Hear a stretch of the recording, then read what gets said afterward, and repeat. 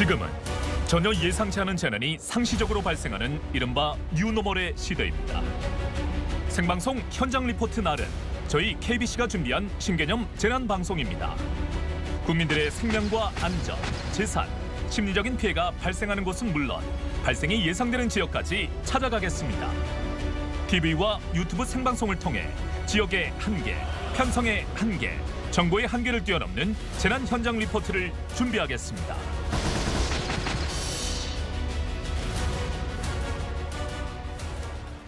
여러분 안녕하십니까? 신개념 재난방송 현장 리포트 날 김재영입니다. 오늘은 그동안 저희가 다뤘던 이슈 중에서 의료 공백 문제에 대해서 종합 정리한 스페셜 편을 준비했는데요. 자, 먼저 첫 번째로 준비한 주제는 지난 22일에 방송했던 17회 소아 응급실 부족 문제입니다. 지금 광주와 전남 지역을 통틀어서 어린이 전문 응급실은 단 2곳, 소아외과 전문의는 단 1명밖에 없는 상황인데요. 아이들이 아파도 제때 치료받을 수 없는 안타까운 현실, 그 원인과 대책은 무엇인지 자세하게 알아봤었던 소아 의료 공백편 영상으로 함께 보시죠. 지난 8월 광복절 연휴, 광주 119 상황실에 생후 27개월인 유아 환자가 복통과 고열 증세를 보인다는 신고가 접수됐습니다. 현장에 출동한 구급대는 광주 북구 한 아동병원으로 아이를 이송했는데요. 맹장염일 가능성이 있어 긴급 수술이 가능한 병원으로 옮겨야 한다는 진단을 받았습니다. 곧바로 광주 전남 병원 10여 곳에 연락을 취한 구급대. 하지만 모두 휴일에 소아 응급 수술이 가능한 전문의가 없다는 이유로 거부당했습니다. 결국 3시간 가까이 헤매다 200km 떨어진 대전 충남대 병원으로 이송돼 치료를 받았는데요. 우리 지역의 소아 청소년 응급진료 인력 부족 문제가 여실히 드러난 이번 사례. 지역 인터넷 커뮤니티만 보더라도 아이가 아파도 갈 수 있는 병원이 없다는 글을 쉽게 볼 수 있는데요. 아이가 새벽에 아파가지고 자지러지게 우는데 당직 의사가 없어서 진료해줄 수 없다고, 다음날 아침에 오라고. 대기 시간만 2시간, 아이는 계속 아파하고 있는데 선생님이 안 계시고, 그러면 아이는 아프면 죽어야 되는 건가요? 게다가 코로나19까지 겹쳐 소아 응급의료 체계의 부담이 더욱 가중되고 있습니다. 코로나19 확진자 중 소아 청소년 비율이 20%에 달하다 보니 인력도 병상도 부족해 실제로 응급처치가 필요한 소아 환자가 제때 치료를 받지 못해 사망하는 사례도 있었는데요.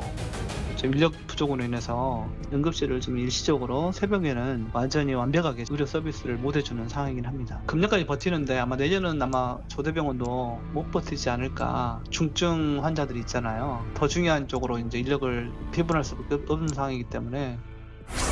소아 청소년과 전문의 부족으로 응급실 등 필수 의료 공백이 나날이 커지고 있는데요.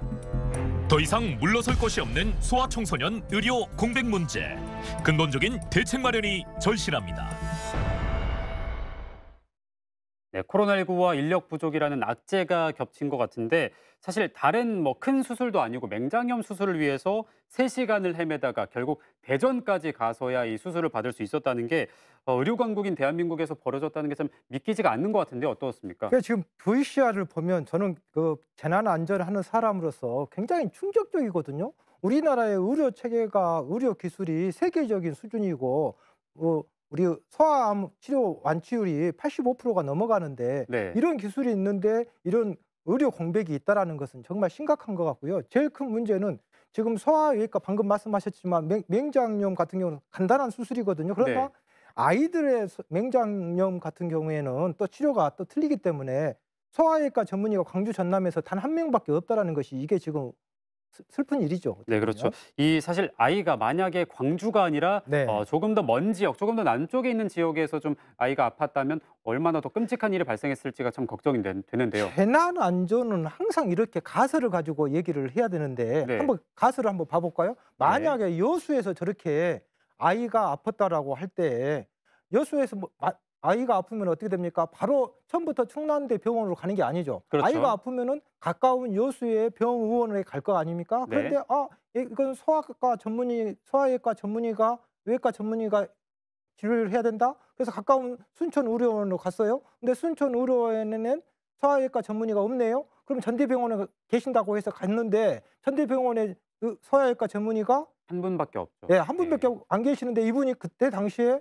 어디 서울에 학회에 출타 중이셨다는 거 아닙니까? 네. 결국은 가까운 충남대 병원까지 가니까 아이들이 아팠을 때 가장 중요한 게 우리가 방재공학에서 자꾸 얘기하지만 골든타임 하지 않습니까? 네. 이러한 골든타임을 놓쳐버렸다. 만약에 이게 단순한 맹장염에서 끝났으니까 망정이지 복막염으로 더 확대됐으면 굉장히 엄중한 상황에 처할 수도 있는 거 정말 아닙니까? 생명과도 좀 이 연결이 더 될 수 이상 있는. 예, 말에 담기 힘들 정도로 굉장히 엄중한 상황이 될 수도 있는 거죠. 이렇게 뭐 소아 의료 공백이 좀 발생하는 이유나 원인에 대해서 어떻게 생각하시나요? 저는 제일 큰 문제가 아무래도 그 의사 수가 부족하다고 저는 생각합니다. 네. 지금 그림 한번 봐볼까요? 우리나라의 소아외과 전문의 자체가 지금 심각합니다. 지금 일본이 900여 명, 미국이 2,400여 명, 대한민국이 48명입니다. 네. 그럼 좀 더 쉽게 설명하면 선진국에서 인구 대비 그야말로 턱없이 부족한데 예컨대 일본만 비교한다면 일본은 지금 인구가 1억 2천만 명이고 한국이 약 5천만 명이지 않습니까? 네. 그러면 한 2배 정도 되는데 그렇게 계산했을 때 일본에 비해서 우리가 한 절반인 정도 되니까 한 450명 정도는 되어줘야 되는데 그렇죠. 48명이다. 이거 좀 심각한 거죠. 거의 기대값보다 10배 수준, 그러니까 10배가 안 되는 수준인 거죠. 그렇죠. 네. 거기에다가 더 심각한 것은 지역 간의 이제 편차가 더 심하다는 거거든요. 네. 소아청소년과 그 인구 10만 명당 소아청소년과 의원 수를 봤더니 서울은 31.7명, 그 10만 명당이요. 네. 광주는 14.7, 전남은 8.5니까 지금 청소년과 의원 수도 거의 없다라는 거죠. 지금 뭐 예상대로 이 수도권은 높은 수치를 보여주고 있고 또 네. 대도시라고 할 수 있는 부산이나 대구도 높은 수치를 보여주고 있는데 전국적으로 가장 낮은 지자체 두 곳이 광주와 전남이네요. 네. 지금 숫자상으로 봤었을 때는 우리 시청자분들께서 14.7, 8.5니까 그다지 뭐 충격적이지 않다라고 얘기하지만 저 정도면은 거의 우려 사각지대에 있다라고 보시면 되겠습니다. 네, 그렇습니다. 네. 이렇게 수치로 보니까 우리나라 특히나 이 광주 전남 지역의 어린이들이 의료 혜택에서 얼마나 좀 벗어나서 소외되어 있는지를 잘 알 수가 있는데요. 네. 이번에는 저희가 시민안전 기자단 중 한 분과 전화 연결을 준비를 했습니다. 해남에서 4명의 아이들을 키우고 있는 정홍수 씨가 전화 연결 준비하고 있는데요. 실제로 이 아이들을 키우면서 어떤 고충을 좀 겪고 계신지를 저희가 들어보도록 하겠습니다. 안녕하십니까? 네, 안녕하십니까. 네, 먼저 자기소개 부탁드리겠습니다. 해남에서 배추 농사를 하면서 아이 4명을 키우고 있는 다둥이 아빠 정우수라고 합니다. 네, 반갑습니다. 지금 너무 귀여운 아이 한 명을 안고 있는데 아이도 한번 소개를 좀 해주실까요? 네, 저희 넷째 정태린이라고 합니다. 네, 넷째 태린이랑 함께 인터뷰를 해주고 계신데요. 실제로 해남에는 소아응급실이 없다고 들었습니다. 실제로 해남에서 소아응급실이 따로 없습니까? 저희 그 해남에는 한 몇 개월 전까지만 해도 소아과 늦게까지 한 8시까지는 진료를 해주셨는데 지금 의사 선생님이 2분에서 한 분이 그만두셔가지고 지금 응급으로 할 수 있는 건 없습니다, 현재. 네, 그러면 4명의 아이를 키우다 보니까 아이들이 아파서 갑작스럽게 응급실을 찾아야 되는 경우가 분명히 있었을 것 같은데요. 그런 경우 따로 없으셨습니까? 아이들 4명 키우면서 응급실은 자주 다녔죠. 이렇게 종합병원에서 가면은 응급으로 안 되니까 저희 이제 제일 가까운 도시가 여기서는 이제 목포 같은 경우는 1시간 20분 정도 걸리고요. 네. 그리고 광주는 2시간 정도 걸리는데 그래도 제일 가까운 목포로 자주 응급치료를 하러 다니고 있습니다. 이 지역에 있어서 치료를 잘 받지 못하는 점에서 많이 답답하셨을 것 같은데요. 정부나 지자체에 바라는 점이 있다면 어떤 게 있을까요? 정부에서 저희가 그 의료진들이 부족하다 보니까 지방에서는 의료 개선이 돼야지 아이들을 많이 이렇게 나와서 키울 수 있는 그런 지역이 되지 않을까 싶습니다. 네, 오늘 인터뷰 참여해 주셔서 너무 감사드리고요. 혜린이도 너무 고생 많았습니다. 감사합니다. 네, 이렇게 응급의료 사각지대에서 아이를 키우고 있는 시민 기자 정홍수 씨와 이야기를 나눠봤는데요. 실제로 이런 고충을 겪고 있는 분들이 분명히 많을 거란 말이죠. 그렇습니다. 지역민들에게 실질적인 도움을 줄 수 있는 방안은 어떤 게 있을까요? 이게 이제 지금 제일 중요한 것은 그 소아 청소년과 전문의가 충분히 더 많이 양성이 돼야 될 것 같고 네. 또 이러한 특수 시설들을 갖춘 소아과 전문의가 많이 있어야 될 것 같습니다. 네. 그러나 이가 없으면 이제 잇몸이 있어야 되는데 대안이 있어야 되는데 그중에 하나가 바로 달빛 어린이 병원 제도라고 하는 것이 있습니다. 네. 달빛 어린이 병원이라고 하는 것은 기존의 아동 병원을 야간 진료도 할 수 있게 정부라든가 지자체에서 일부 의료 수가를 조금 지원해주는 이런 제도인데 이게 좀 긍정적인 더 좋은 점이 뭐냐면 그냥 아이들을 위한 것뿐만이 아니라 18살 이하의 경증 환자도 치료할 수 있는 네. 굉장히 긍정적인 효과가 있는데 문제는 지역 간의 편중이 너무 심하다는 거거든요. 이번에도 또 지역 간의 격차가 좀 심하군요. 그렇죠. 달빛 어린이 병원이라도 그러면 광주 전남에 조금 도움이 되어줘야 되는데 기존의 의료 체계가 부족하니까. 네. 경기도 같은 경우는 기존에 9곳이었거든요. 그런데 올해 2022년 올해 현재 지금 최근에 15곳까지 더 증가를 시키겠다 계획을 수립해 있고요. 네. 광주 전남은 그림에서 보시다시피 지금 전무한 상태거든요. 아예 이름조차 들어가지 않아 있습니다. 네. 저는 개인적으로 재난이 생겼었을 때 교통사고라든가 이 코로나19라든가 이런 것은 국민이 교통 질서를 지키고 시민들이 어떻게 해요? 사회적 거리두기하고 마스크 쓰고 개인 위생 철저히 해가지고 정부의 대책을 잘 따라가지고 이겨내는 거잖아요. 네. 그러면 이런 그 소아청소년 의료 체계 같은 경우는 철저하게 정부나 지자체나 정치인들이 해줘야 됩니다. 개인의 노력과는 좀 무관한 영역이잖아요. 당연하죠. 이 시스템을 구축하는 것이기 때문에 저는 광주 전남의 국회의원이라든가 지자체장들이 우리가 투표를 해서 뽑은 이유가 이런 것들을 해결해달라고 하는 것이고 국회 같은 경우는 이러한 것을 법제화하라고 국회가 있는 거 아니겠습니까? 네. 빠른 시일 내에 이러한 대안을 좀 찾았으면 좋겠습니다. 네, 지금 교수님 말씀을 들어보고 또 자료를 보면서도 느껴지는 게 지금의 의료 공백 상황만으로도 참 위태로운 상황이 아닌가 싶은데 지금 이제 문제는 앞으로가 더 문제입니다. 네. 이 파격적인 예산 지원이나 해결책이 만약에 마련이 되지 않는다면 이게 지금 유지가 되고 있는 소아 의료 체계조차도 완전하게 붕괴될 수도 있다고 하는데요. 도대체 어떤 문제가 있는 건지 저희가 자세하게 조사를 해봤습니다. 영상 함께 보시죠. 소아청소년과 의료 인프라 붕괴가 현실화되고 있습니다. 2022년 올해 전국 의사들의 소아청소년과 지원율은 27.9%. 심지어 올해 광주 전남 지역에선 단 한 명의 지원자도 나오지 않았습니다. 소아청소년과 전문의가 되기 위해서는 수련의와 전공의까지 최소 4년간의 과정을 거쳐야 하는데요. 하지만 현재 대부분의 지역 대형 병원에선 수련의조차 찾아보기 힘든 상황. 당장 내후년인 2024년부터 지역에선 소아청소년과 전문의가 아예 사라질 수도 있다는 전망이 나오고 있는 이유입니다. 저희는 그 이제 골든타임을 2년 이내로 보고 있거든요. 2년만 지나가면은 지금 한 70%, 80% 지원했던 사람들이 다 뿔뿔이 흩어지고 나면 대학병원에서 필요한 인원들을 이제 더 이상 구할 데가 없잖아요. 그렇다면 2019년까지만 해도 100%를 넘던 소아 청소년과 지원율이 3년 만에 4분의 1로 곤두박질 치는 이유는 무엇일까요? 소아 청소년과 의사들의 업무 강도는 높은 축에 속하는 반면 임금은 2020년부터 모든 과목에서 가장 낮습니다.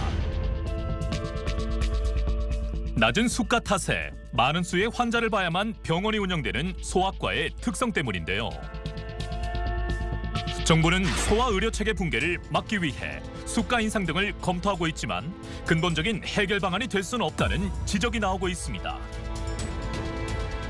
수가를 2배로 올린다라고 하더라도 저출산 기조가 계속해서 이루어지게 되고 소아청소년 환자 숫자 자체가 줄어든다라면 수가는 계속해서 인상되어도 결국은 현황이 그대로 유지가 되는 정도밖에 안 될 거라는 거거든요. 필수적인 소아응급실이라든지 아니면 소아중환자실 같은 것들에 있어서는 국가의 재정이 민간 병원에 투입되는 형태가 저는 당장으로서는 그래도 지속 가능한 방안이라고 생각을 합니다.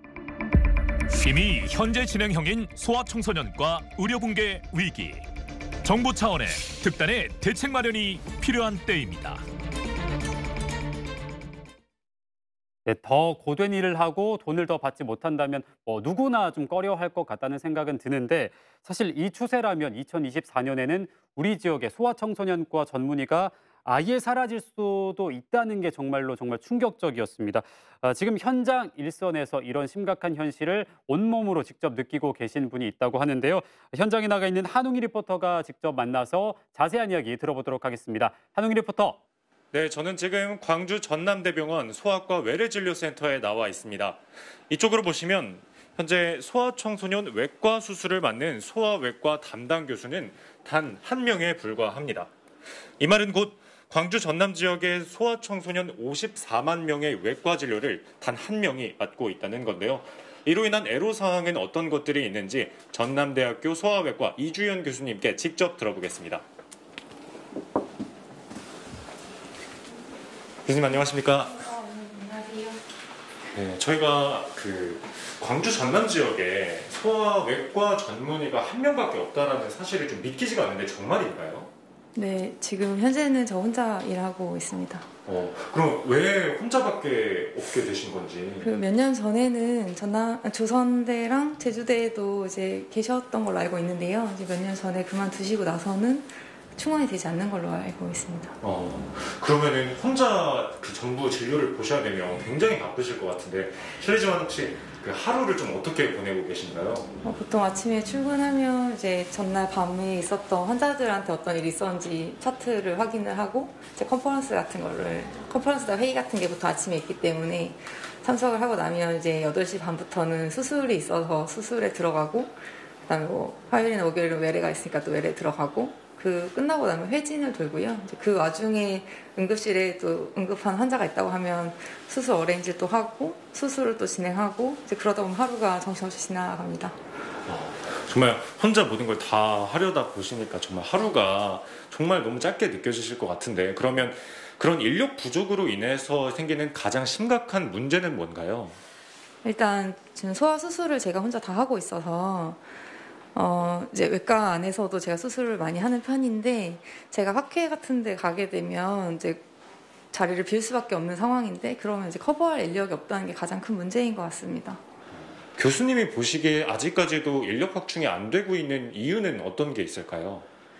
이거 사실 소아외과만의 문제는 아니라고 생각하는데요. 이제 흉부외과나 잘 아시는 바와 같이 분만을 받는 산부인과 의사나 이런 필수 의료 기피과, 흔히 말하는 기피과라고 말하는 파트들의 인력이 굉장히 다들 부족한 걸로 알고 있습니다. 이제 아무래도 하는 일이 힘들고, 근데 충분한 보상은 주어지지 않고, 이제 고생은 고생대로 하는데 이렇게 아무것도 없으니까 아무래도 그 일을 정말로 좋아하는 사람들이 아니면 사실 유인책이 전혀 없다고 보여지고, 이제 소아외과 전공하시는 교수님들이 한 40분 정도 계시는데요. 그중에 절반 정도는 서울과 수도권에 집중되어 있습니다. 이제 나머지 분들이 남은 지역을 다 커버하고 있다고 보시면 되는데, 그러다 보니까 이제 광주 전남에도 저밖에 없고, 이제 경상도에도 사실 아주 인력이 많지가 않아서 이제 병원마다 지역 거점이어도 한두 명 이렇게 일을 하고 계시거든요.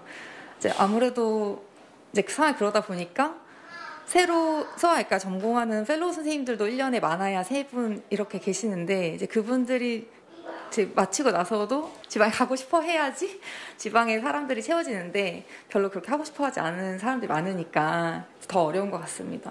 그러면 교수님께서 지금 이 전반적인 되게 복합적인 문제를 해결하기 위해서는 좀 어떤 것들이 필요하다라고 느끼십니까? 아무래도 이제 여러 가지 자구책들 필요하겠지만 제가 생각할 때 이게 어떻게 생각하면 되게 어렵고 어떻게 생각하면 되게 쉬운 문제인데 사실은 어떤 이런 필수 의료에 대한 지원이 필요하다는 그런 사회적인 어떤 인식 같은 게 형성이 돼야 된다고 생각하고요. 이제 필요하다면 이제 어떤 수가 개선뿐만 아니라 이제 수가 개선이든 직접적으로 그 사람들한테 뭔가 지원을 하든 어떤 그런 지원을 통해서 할 수 있다고 생각하고 이게 사실 그런 문제뿐만 아니라 사실 굉장히 힘든 일이어서 사고도 당연히 생길 수가 있는데 이제 어떤 사고가 발생했을 때 그거를 오롯이 이제 의사 개인이 책임져야 되는 일들이 굉장히 많이 발생할 수 있거든요. 이제 그런 부분들을 누군가 이제 같이 책임져 줄 수 있다면 이제 그런 부분들에 있어서 조금 도움이 될 것 같습니다. 교수님 바쁘신 와중에 정말 인터뷰 응해주셔서 감사합니다. 감사합니다.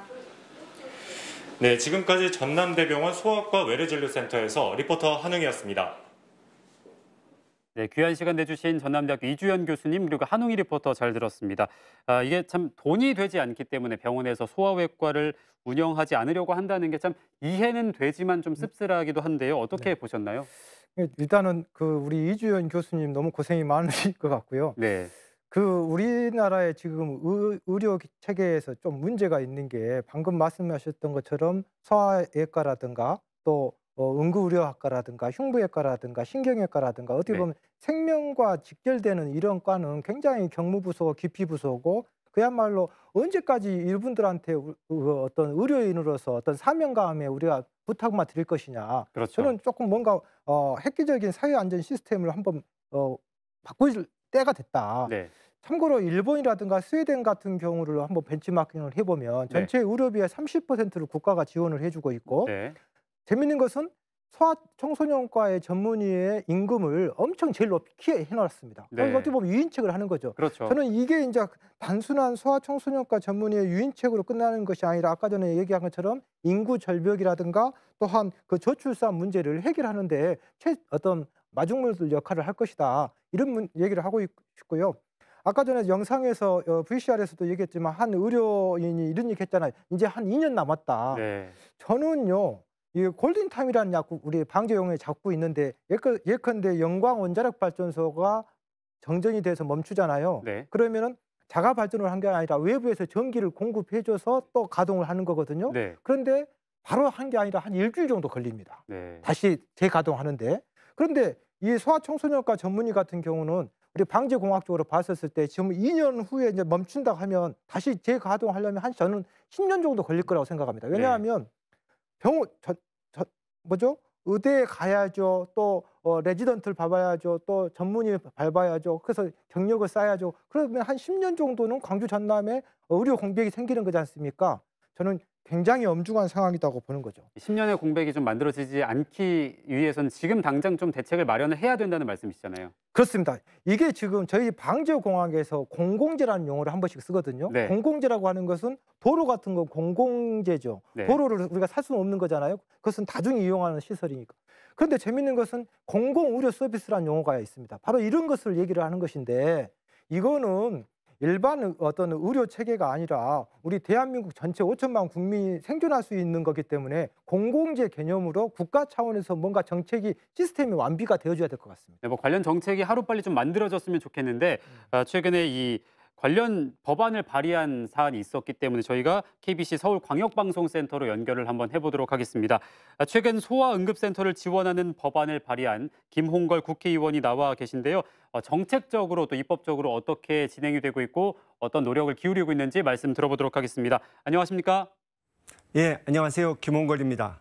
네, 최근 발의하신 이 소아 환자 응급의료센터 지원 강화를 위한 법안 어떤 내용인지 소개를 부탁드리겠습니다. 예, 제가 2월 24일에 발의한 응급의료에 관한 법률 개정안 내용입니다. 먼저 소아응급의료센터를 지원하기 위해서 이 인력 양성을 돕고 또 행정적, 재정적 지원을 하게 했고요.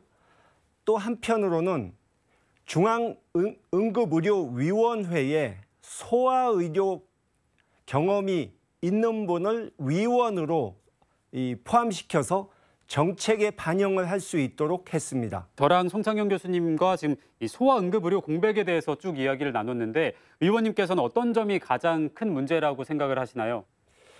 먼저 언급하신 것처럼 이 소아응급 인력들 그분들이 좀 어려움을 많이 겪고 있고 게다가 요즘 저출산 때문에 이 소아 환자 숫자가 줄지 않았습니까? 그러다 보니까는 아무래도 비인기과가 돼가지고 전공의 확보가 굉장히 어렵다고 들었습니다. 그것이 가장 큰 문제가 아닌가 싶습니다.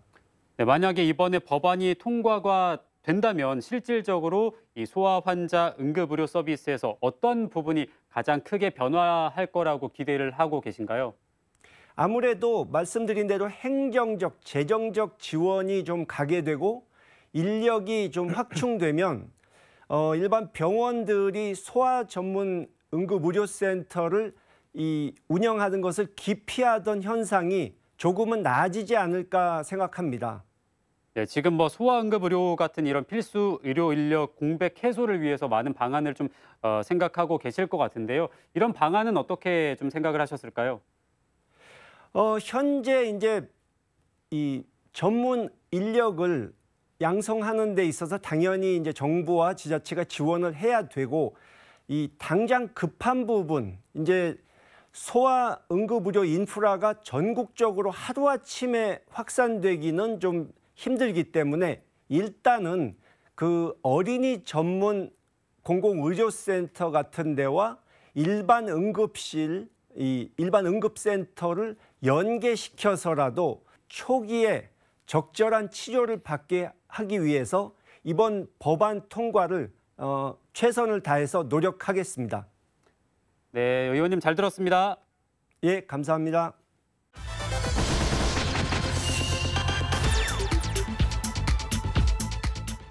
네, 다음으로 다뤄볼 주제는 지역의 의료 공백 문제입니다. 광주와 전남 지역의 병원과 전문의 부족 현상은 해가 갈수록 조금씩 더 심해지고 있는데요.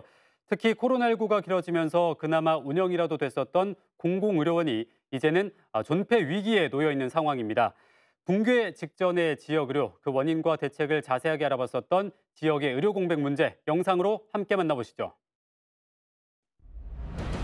폭발 사고로 전신 56% 화상을 입은 환자. 이 환자가 치료를 받기 위해 걸린 시간은 15시간 30분. 여수에서 광주 전남대병원으로 왔지만 전문의를 찾지 못해 다시 서울로 약 400km를 이동한 건데요. 수술할 의사가 없어 의료 시스템이 붕괴되는 이른바 지역 무의촌화가 현실화되고 있습니다. 전남 종합병원 전문의 수는 26명으로 전국 평균 대비 절반에도 못 미치는 수준인데요. 서울과 의료 격차를 줄이고 응급 환자를 대비하기 위해 지정된 권역 응급의료센터 전남 지역 2곳. 하지만 2020년 두 병원의 중증 응급 환자 전원율은 전국에서 가장 높았습니다. 환자 중 절반 가까이가 의사가 없어 수술이 불가능해 병원을 찾아 옮겨 다닌 건데요. 다른 병원으로 옮겨진 응급 환자의 사망률은 그렇지 않은 환자의 약 3배에 달합니다. 실제로 뇌혈관 질환으로 인한 사망률은 2019년 기준 전남이 71.2명으로 압도적으로 전국 1위입니다. 도서 지역의 상황은 더욱 절망적인데요. 전라남도 유인도 중 94%는 아예 의료기관이 없습니다. 환자 이송까지 까다로워 섬 주민들은 응급 상황에 완전히 무방비로 노출되어 있는 겁니다. 지금 우리 전체 의료 공급량의 약 90%를 민간이 담당하고 있다. 이거는 뭐 민간은 이쪽에다가 자본을 투여를 할 때 이윤이 발생한다는 그런 전제가 있어야지 들어오지 않겠습니까? 근데 그렇지 않다 그러면 국가 단위에서 지금 뭔가 사각지대에 놓여 있는 지역의 공공의료를 조금 더 확충을 해야 된다. 갈수록 심해지고 있는 지역의료 공백 문제. 해결의 골든타임은 지금뿐일지 모릅니다.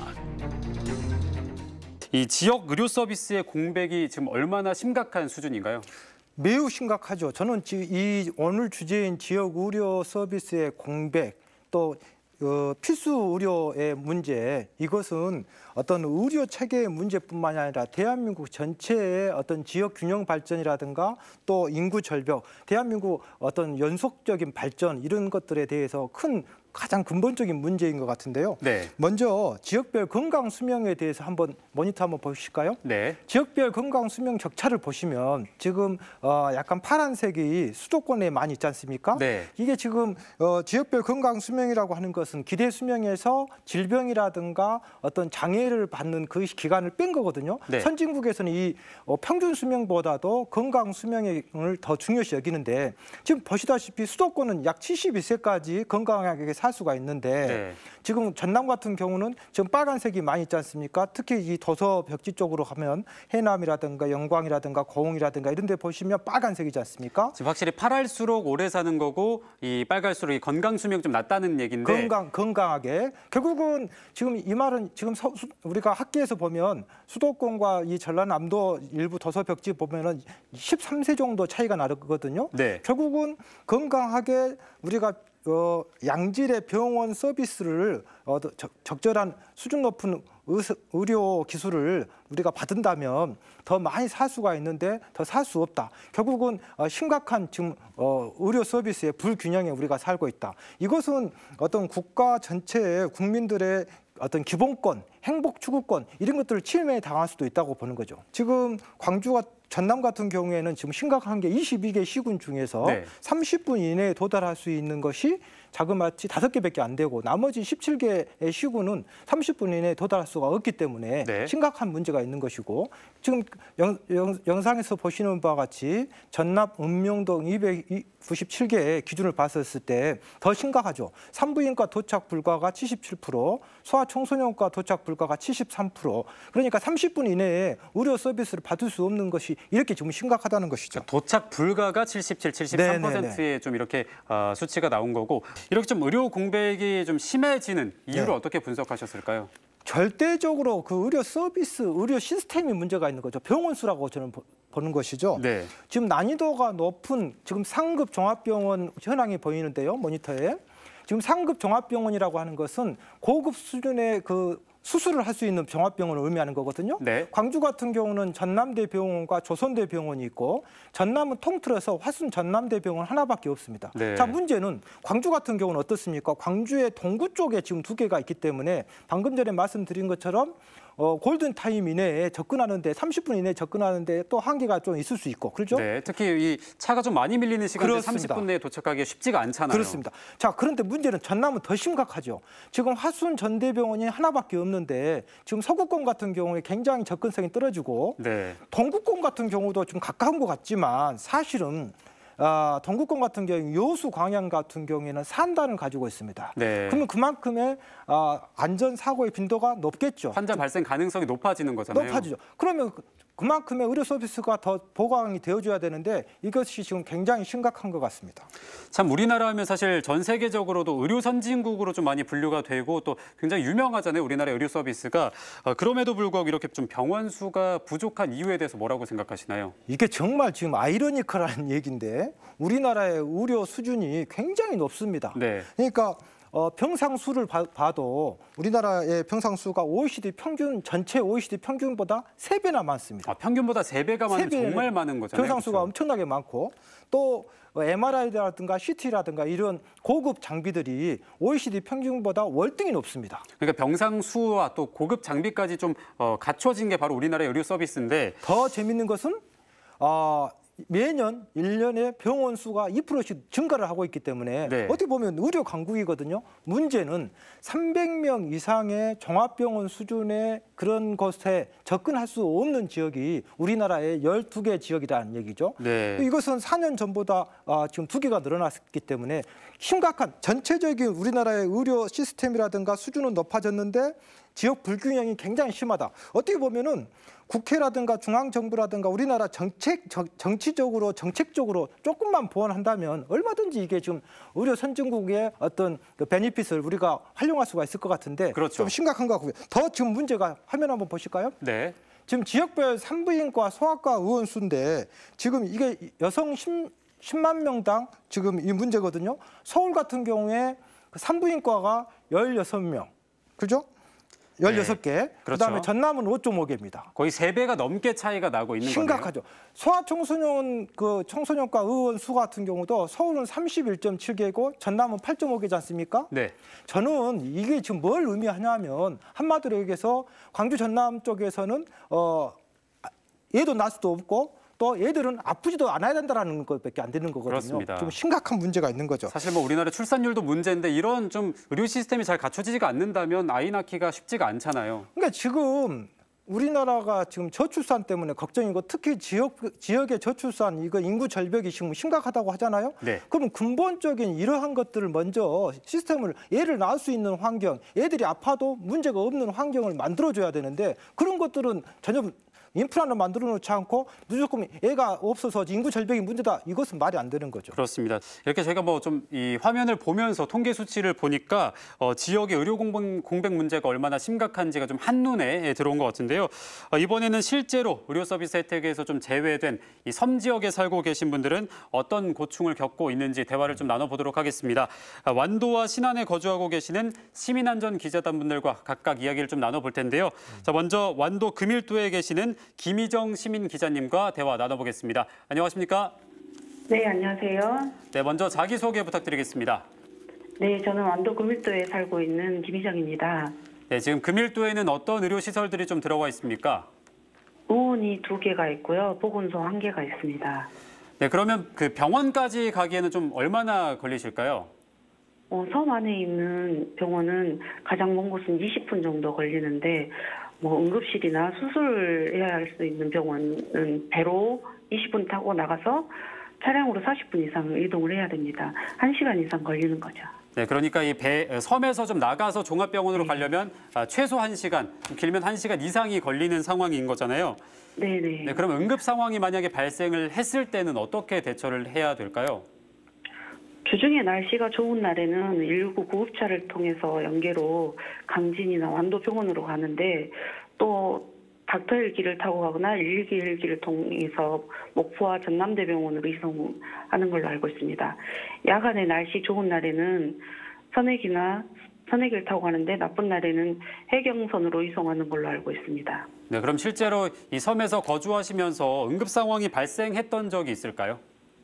네, 몇 년 전인 것 같은데 전동 카트를 타고 가시다가 카트가 넘어져가지고 70대 어르신 한 분이 머리를 크게 다치셨었는데 119 신고해서 닥터 헬기가 30분 안에 와서 응급실로 이송해 다행히 잘 치료를 받으셨었어요. 근데 반면 기상의 상황이 좋지 않아 헬기가 뜨지 못하는 경우도 많은데 그럴 경우에는 속수무책으로 기다리는 방법밖에 없는 거죠. 심근경색이나 뇌출혈 같은 골든타임이 필요한 처치를 해야 하는 질환이나 완도는 수산업에 대부분 종사하시다 보니까 발생되는 일상사고 시에 심각한 외상을 입으면 응급처치를 못 받아서 안 좋은 결과를 가져와 안타까운 소식을 종종 듣게 되는데 그럴 때는 마음이 참 안 좋습니다. 네, 의료 접근성이 좀 떨어지는 섬 지역에 거주하고 계시다 보니까 정부나 지자체에 바라는 점도 있을 것 같거든요. 어떤 점들을 좀 바라실까요? 평일에는 그래도 의원이나 보건소가 있어서 어느 정도 대처가 가능하지만 주말이나 야간에는 큰 병원에서 치료를 빠르게 받아야 할 수 있도록 연륙교 다리가 건설됐으면 좋겠고요. 그전에는 빨리 병원에서 치료나 수술을 받아 안타까운 일이 발생하지 않도록 119 시설을 좀 늘리거나 인원이 좀 보강돼서 빨리빨리 처리됐으면 좋겠습니다. 네, 감사합니다. 잘 들었습니다. 네, 감사합니다.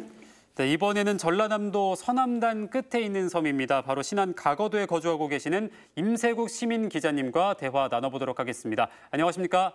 네, 저는 가거도에 살고 있는 임세국입니다. 네, 지금 가거도에는 어떤 시설들이 있습니까? 예, 건강센터 한 곳이 있습니다. 그리고 치과의사, 한의사, 내과, 공보의가 상주하기 때문에 간단한 치료를 받을 수 있으나 응급상황이 발생 시에는 치료가 불가, 또 건강센터가 1구에 한 곳이 있다 보니까 2구, 3구 사람들이 많이 불편을 느낍니다. 기상이 안 좋을 때는. 네, 가거도에 이 건강센터가 한 곳이 있다고 하셨는데요. 일반 종합병원까지 가려면 얼마나 걸리나요? 보통 계속선으로 한 4시간 정도 걸리고요. 닥터 헬기는 한 50분 정도 걸립니다. 목포까지요. 네, 그럼 야간에는 혹시 어떻게 이동하실까요? 야간에는 이제 안개가 끼거나 기상이 안 좋을 때는 세경 경비전으로 응급 환자들을 이송하고 있습니다. 네, 아까 말씀하셨던 게 쾌속선을 타고 가도 4시간이 걸린다고 하셨는데 만약에 응급 상황이 발생을 하면 어떻게 대처를 하시나요? 네, 응급 상황이 발생 시에는 거의 닥터 헬기 또는 경비전으로 이송하고 있습니다. 가고도 부문은. 네, 그럼 만약에 닥터 헬기가 좀 기상 상황이 좋지 않아서 만약에 운행이 좀 불가능한 상황에는 어떻습니까?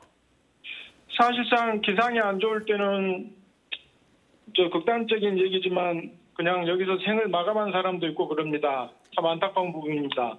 네, 실제로 저희가 좀 있지 않기를 바라지만 그런 좀 안타까운 상황이 발생한 적이 있을까요? 예, 예전에도 특히 심근경색으로 돌아가신 분이 한 2분 정도 계시고요. 또 여러 가지로 여기는 응급상황이 많이 발생하는데 참 그런 부분이 매우 불편합니다. 네, 그럼 마지막으로 임세국님께서 생각할 때 이 현재 가거도에 가장 필요한 의료 서비스 시설이나 서비스가 있다면 어떤 게 좀 필요하다고 생각하시나요? 여기는 워낙 먼 곳이라 응급 환자들이 많이 발생합니다. 특히 배선원들 또 일하시는 분들이 응급 환자들이 많이 발생하는데 특히 응급 전문 의사 선생님이 가거도에 꼭 상주해 있었으면 좋겠습니다. 의료센터에. 네, 고맙습니다. 잘 들었습니다. 예. 네, 방금 이 시민안전 기자단 분들께서도 말씀을 하셨던 것처럼 이 섬에서 응급 상황이 발생한다면 좀 유일하게 의지할 수 있는 게 바로 닥터 헬기라는 그렇습니다. 건데요. 예, 전남의 도서 지역을 위해서 운영이 되고 있는 닥터 헬기는 단 한 대밖에 없다고 합니다. 지금 저희 취재 리포터가 전남 권역에 하나밖에 없는 닥터 헬기가 있는 이 헬기 계류장에 나가 있는데요. 현장에서는 어떤 어려움을 겪고 있는지 자세한 이야기 좀 들어보겠습니다. 한웅희 리포터. 네, 저는 지금 전남 신안 앞해도에 있는 전남 응급의료 전용 헬기 계류장에 나와 있습니다. 네, 지금 바로 옆에 그 하나밖에 없다는 닥터 헬기가 보이고 있는데요. 지금 있는 그 공간에 대해서 좀 소개를 해주실까요? 네, 이곳은 도서 지역 응급 환자 발생을 대비해서 목포 한국병원 닥터 헬기 항공의료팀이 근무하는 곳으로 의사 선생님과 운항 관제사 그리고 조종사 등을 포함해 6명이 현장에서 대기하는 공간입니다. 지역 응급의료기관 또는 구급대원이 119 상황실을 통해 닥터 헬기를 요청하면 이곳에서 전문 의료팀이 출동해 골든타임 내 의료기관으로 후송하게 됩니다. 좀 더 자세는 오늘 담당 의사인 한조은 선생님과 나눠보도록 하겠습니다. 선생님 안녕하십니까? 안녕하십니까? 네, 우선 닥터 헬기가 출동하는 과정에 대해서 좀 더 자세하게 설명 부탁드리겠습니다. 예, 저희 닥터 헬기는 지역 보건지소나 아니면 119 구급대원, 아주 의료 취약 지역에서는 마을 이장님까지도 이제 출동 요청 전화를 주시면 저희 의료진에서는 신속하게 환자 정보를 파악하고 운항 관제사분이나 기장님께서는 기상 상태라든지 출동 가능 여부를 판단해서 이송 가능 시간인 일출부터 일몰까지 사이라면 5분 내에 신속하게 출동하고 있습니다. 네, 그러면 이 안에 있는 장비는 좀 어떤 것들이 있나요? 환자 상태를 모니터링하기 위한 심전도랑 산소 포화도 장치가 있고요. 아주 응급한 환자에서는 인공호흡기를 달 수 있는 이런 장치가 있고요. 환자의 전체적인 응급 처치를 위해서 의료 기구들이 여기에 비치되어 있습니다. 간혹 가다가 사설 앰뷸런스를 타도 돈이 드는 경우가 있는데 헬기를 타면 돈이 더 들 거라는 생각이 드는데 실제로 그렇나요?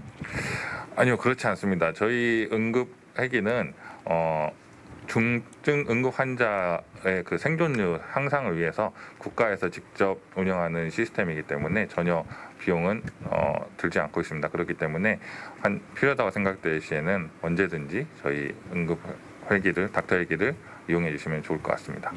그러면 이 항공의료팀으로 근무하시면서 닥터 헬기 타고 다니시면서 좀 어려웠던 점은 어떤 게 있으실까요? 원래 저희 계류장이 병원에서 훨씬 가까운 곳에 위치하고 있었거든요. 근데 그 지역 주민분들께서 이제 그 이착륙 시에 소음이나 흙먼지 때문에 민원이 많아서 이제 이쪽으로 이사를 오게 됐거든요. 그렇지만 이제 지금도 도착지는 결국에 병원이기 때문에 아직도 이제 그 민원이 많은 걸로 알고 있습니다. 그런 것들이 좀 어려운 점이 될 수 있고요. 또 한 가지는 이제 환자를 저희 병원에 이송하더라도 저희 병원에 이제 의료 자원이나 인력들이 충분하지 않아서 그 최종 처치가 되지 않아 다른 병원으로 재이송하는 경우가 있습니다. 그런 경우가 좀 아쉽고 하루빨리 해결이 됐으면 좋겠습니다. 네. 지금까지 답변 감사드립니다. 감사합니다. 네, 지금 제가 나와 있는 이곳에 나와 있는 이 헬기는 전남 지역의 유일한 닥터 헬기입니다.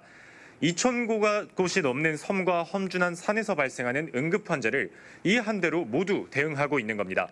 현재 이 닥터 헬기를 11년 동안 운항하신 이훈 기장님께서 현장에 나와 계시는데요. 좀 더 자세한 얘기 나눠보도록 하겠습니다. 기장님 안녕하십니까? 네, 안녕하십니까? 네, 우선 이 헬기에 대해서 좀 설명 부탁드리겠습니다. 네, 이 항공기는 AW169라는 중형 헬리콥터로서 임무 반경 거리는 145km 서남단 떨어져 있는 가고도까지 임무 수행을 하는 항공기입니다. 비행 중에 속도는 한 230km로 비행을 하고요. 저희가 임무 수행하는 도서 지역 전체 전남 지역을 임무 수행을 하고 있는 항공기가 되겠습니다. 최초 도입하는 항공기는 소형 항공기로서 EC-135라는 항공기인데 그 항공기는 작전 반응 시간, 즉 그 임무 반경 거리가 100km에 약 262곳에 대한 그 도서 지역을 임무 수행을 했었습니다. 그러면 그렇게 많은 곳을 다니시면서 얼마나 많은 생명을 구하셨습니까? 2011년도부터 현재까지 누적된 것은 대략적으로 2,900여 명을 구조한 걸로 데이터상 나와 있습니다. 그러면 그렇게 많은 생명들을 구하느라 되게 어려우셨을 것 같은데, 근데 이게 한 대밖에 없어서 만약에 동시에 응급 환자가 발생하면 좀 어떻게 대처하십니까? 현재 시스템상은 119 상황실로 임무가 요청이 되면 환자가 많을 경우에 분리를 합니다. 119 항공기나 소방 헬기로, 또 우리 항공기에 이제 더 급한 환자를 이송을 하는데, 정말 급한 환자가 있을 경우에는 저희 보시는 이 들것 환자 케이스를 또 한 대를 또 놓을 수가 있습니다. 이게. 그래서 2명의 환자까지도 이송할 수 있도록 되어 있습니다. 그렇게 되어 있습니다. 네, 그러면 이 닥터 헬기를 운항하시면서 가장 보람이 있었던 일이 있으셨다면? 제 기억으로는 그때 당시에 임무 수행을 했는데 2020년도에 완도 노하도에서 산모를 이송을 했습니다. 이송하는 과정상에서 이륙한 지 3분 만에 산통을 느끼시고 병원으로 이동하는 도중에 2.9kg 여아를 출산을 했습니다. 그때 기억은 진짜 남다르게 뜻깊었습니다. 그때 당시 지금 임무 수행을 하는 것이 인명을 구조하는 것에 대한 감동을 받고는 있지만, 그거 외에 생명을 탄생시킨다는 것은 더욱더 뜻깊었던 것 같습니다. 그러면 마지막으로 정부나 지자체에 바라는 점이 있다면 말씀 듣고 인터뷰 마무리하겠습니다. 예, 저희가 임무 수행을 하다 보니까 전남 지역은 전 지역의 도서 지역으로 굉장히 많은데, 그 지역에 지금 법상으로는 100인 이상에 되는 도서 지역에 헬기장을 설치하도록 되어 있습니다. 그러다 보니까 100인 이하의 도서 지역이 되어 있는 곳은 그 설치가 좀 제대로 안 돼 있는 곳이 있는데, 이런 곳이 약 270곳에서 110곳 정도는 설치가 돼 있지만, 지자체에서 도에서나 아니면 군에서 추가적으로 필요에 의해서도 설치한 곳이 한 62개소입니다. 나머지 지역에 대해서는 아직도 부족한 편입니다. 이것이 정부나 아니면 도에서도 좀 더 적극적으로 해서 좀 소수 인원이 거주하지만 그곳에도 헬기장이 설치됐으면 하는 소망이 갖고 있습니다. 지금까지 자세한 답변 감사드립니다. 예, 감사합니다. 네, 지금까지 신안 응급 헬기 계류장에서 취재 리포터 한웅이었습니다. 네, 지금까지 2,000명이 넘는 생명을 지켜내고 또 이 소중한 생명을 탄생시키기도 했던 이 닥터 헬기를 직접 확인을 해보셨는데요. 소중한 생명을 구하기 위해서 언제나 좀 노력해 주신 이 닥터 헬기 응급 의료팀에게 진심으로 감사의 인사를 전하겠습니다. 교수님, 이 지역 주민들의 이야기도 들어봤고 또 전남 지역에 한 대밖에 없는 닥터 헬기도 직접 보셨는데요. 이 섬 지역의 의료 공백이 특히나 심각한데 이걸 좀 최소화하기 위해서 어떤 노력들이 필요하다고 생각하시나요? 네, 우선 지금 방금 말씀 주셨지만 닥터 헬기의 의사 선생님이라든가 기장님께 저희들이 정말 진심으로 경의를 표합니다. 네. 우선 지금 닥터 헬기 지금 미담 하는데 사실은 이게 괴담이 됐으면 좋겠어요. 네. 무슨 얘기냐면 당연히 도서 벽지에도 우리가 대한민국 국민이기 때문에 양질의 의료 서비스를 받을 수 있는 권리가 있는 거거든요. 네. 그런데 그런 것이 마치 미담처럼 된다라는 지금 현 상황이 굉장히 지금 뭔가 잘못된 기울어진 운동장이고요. 지금 여수라든가 광양 같은 경우는 골든타임 이내에 지금 도달할 수 없는 그런 곳이 많지 않습니까? 네. 거기다가 방금 영상에서 보시는 바와 같이 그 헬기 이착륙장이 없는 그런 유인도 같은 경우에는 아무래도 그 헬기 이착륙장이 있는 곳까지 배를 타고 이동을 해야 되기 때문에 그때 이제 골든타임을 놓쳐버릴 수밖에 없는 현 그런 상황이지 않습니까? 헬기를 타기 위해서 또 배를 타야 되는 상황인 거죠? 그렇습니다. 그렇기 때문에 가능하면은 지금 도서 벽지에도 필수 의료 서비스를 할 수 있는 예컨대 산부인과라든가 외과라든가 이런 것들이 빨리 의료 서비스가 구축이 돼야 될 것 같습니다. 네, 그렇습니다. 지금 저는 이 영상을 보면서 방재공학적으로요.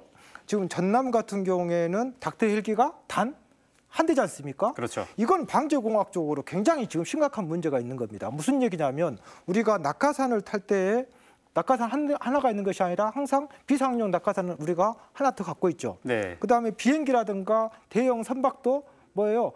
엔진이 혹시 고장이 날까 봐 비상 엔진을 항상 가지고 있는 거거든요. 네. 항상 재난안전은 병렬입니다. 하나가 문제가 됐었을 때 또 준비를 하는 거거든요. 만약에 닥터 헬기가 만약에 전남 쪽에 고장이 났다. 그럼 어떻게 되는 거죠? 완전히 무방비 상태가 되는 거지 않습니까? 그렇죠. 저는 닥터 헬기를 지금 예산 때문에 없다라고 하는데 반드시 그것을 좀 보완해 줬으면 좋겠고 뭐 예산 때문에 그런다고 하지만 또 예산이 아니어도 지금 조금만 우리가 관심이 문제라고 생각하는데 지금 기장님이 말씀하셨잖아요. 뭐예요? 닥터 헬기가 이착륙을 하려면 착륙장이 있어야 되는데 그 네. 착륙장이 없는 것이 많다. 저는요, 착륙장 같은 경우는 저는 어떤 예산 문제가 아니고 관심이라고 생각합니다. 기초지자체. 그거 조금만 신경 쓰면은 착륙장 하나 정도는 만들 수가 있는데 이런 것들을 좀 했으면 좋겠고요. 저는 대통령 직속에 국가균형발전위원회 혹은 저출산 고령사회위원회 네. 또 국회 중앙정부, 지방정부, 국회의원 우리가 왜 뽑아놨습니까? 이런 거 하라고 지금 국가균형발전도 하고 또 인구절벽에 대해서도 고민하라고 한 거지 않습니까? 그렇죠. 빨리 이러한 그 의료 공백이라든가 지역 의료 서비스의 불균형에 대해서 기울어지는 운동장을 빨리 잡아줘야 될 것 같습니다.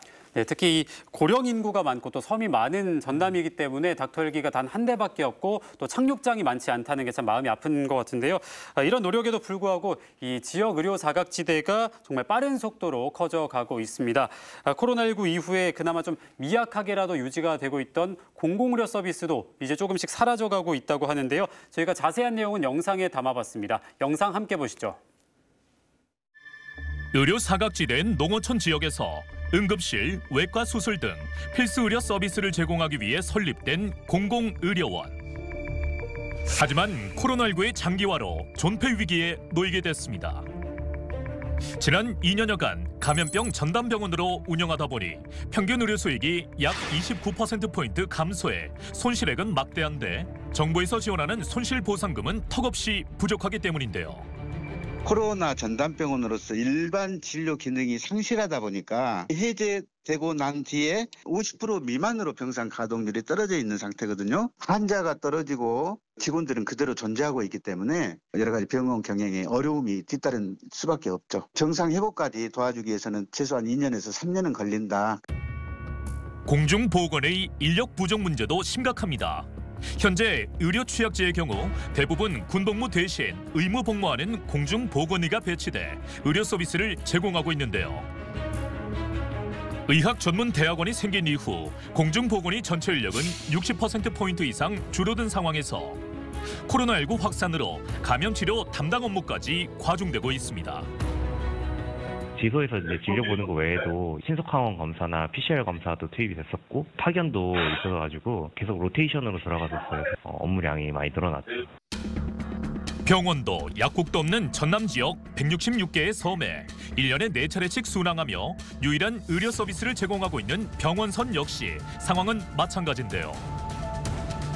약 1만 명의 주민들을 담당하는 병원선에 배정된 의료 인력은 의사 1명, 한의사 1명, 치과의사 1명, 간호사 2명이 전부.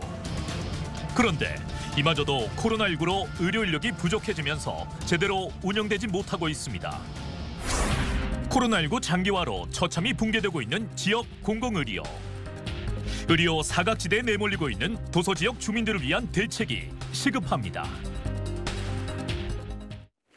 네, 정말 이 지역의 의료 공백이 총체적 난국이라는 표현이 딱 적당할 것 같은데요.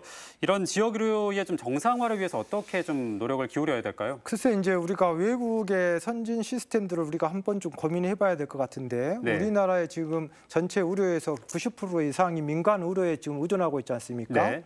그런데 문제는 이것을 자유시장 경제 논리로 놔버리니까 지역 의료 체계라든가 필수 의료 체계가 붕괴가 되는 것입니다. 네. 무슨 얘기냐면 당연한 것이죠.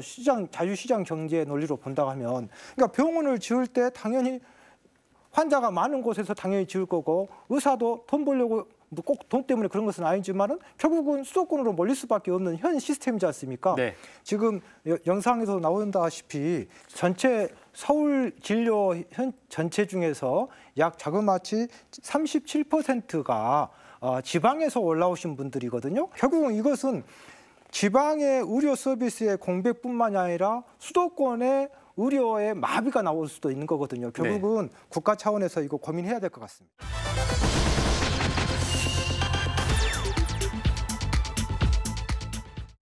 네, 오늘은 의료 공백 문제에 대해서 자세하게 알아봤습니다. 필수 의료 서비스는 이 생명권이나 건강권 같은 국민의 기본권과 직결된 의료 서비스입니다. 하지만 의료 사각지대가 커지면서 이 살고 있는 지역이나 나이에 따라서 이런 기본적이고 보편적인 권리조차도 보장받지 못하는 사례가 늘고 있습니다. 의료 선진국인 대한민국에서 이 제때 치료받지 못해서 안타깝게 생명을 잃는 일은 더 이상 일어나지 않길 바랍니다. 네, KBC 현장 리포트 날 저희가 준비한 내용은 여기까지고요. 저희는 다음 주 목요일에 다시 찾아오도록 하겠습니다. 지금까지 시청해주신 여러분 고맙습니다.